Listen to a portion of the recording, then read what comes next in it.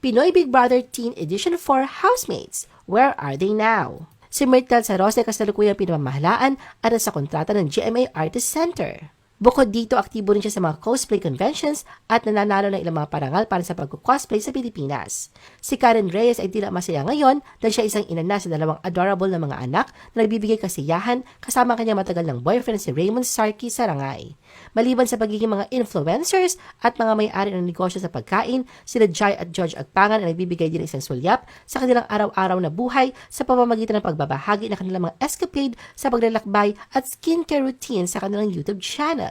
Si Alec Dungo ngayon ay isang licensed doctor. Si Ives Flores ay kasalukuyang pinamamahalaan at sa kontrata ng Star Magic. Si Dom Duromal ay naging boyfriend ni Jackie Gonzaga. Si Keith Thompson ay huling lumabas sa FPJ's Batang Quiapo bilang si Alvin Daniega. Si Claire Bercero naman ay isang beauty pageant title holder. Ilan pa sa mga housemates sa season na ito na pinilang pribadong buhay ay sina Ryan Boyce, Marisa Reñaces, Roy Riquijo, Claudette Loreto at Angelica Nica Javier.